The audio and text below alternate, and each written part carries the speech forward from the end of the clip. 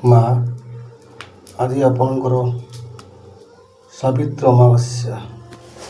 ଆପଣ ସଂସାରର ସମସ୍ତ ଭକ୍ତମାନଙ୍କୁ ରକ୍ଷା କରିବା ପାଇଁ ଆପଣ ସଂସାରକୁ ସ୍ୱର୍ଗ ମର୍ତ୍ତ୍ୟ ପାତାଳ ତିନି ପୁର ରୂପରେ ଭାଗ କରିଦେଇଛନ୍ତି। ଆପଣଙ୍କ ମହିମାକୁ ସଂସାରରେ କେହି ଜାଣିପାରନ୍ତି ନାହିଁ।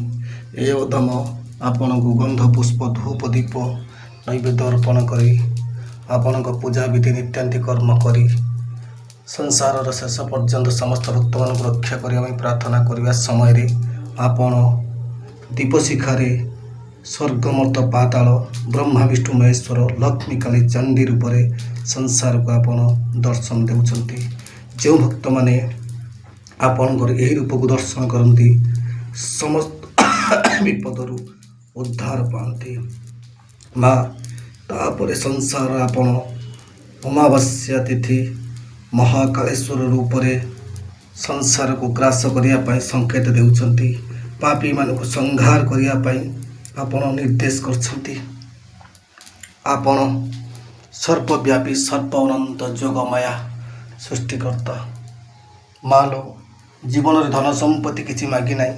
ଯିଏ ଆପଣ ପୁତ୍ରକୁ ଅପବନ୍ଦ ନିନ୍ଦା କରିଛି ଆପଣ ତାକୁ ଦଣ୍ଡ ଦେଇଛନ୍ତି। କାହାର ଗର୍ବ ଆପଣ ରଖିନାହାନ୍ତି। ଗୌରବ ଗଞ୍ଜନ ଧନ ସଂସାର କରନ୍ତି ଚୂର୍ଣ୍ଣ।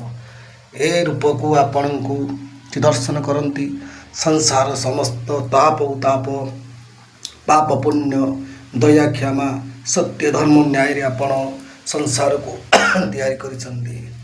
ମା, ଜଗତକୁ ରକ୍ଷା କରନ୍ତୁ ମାତା।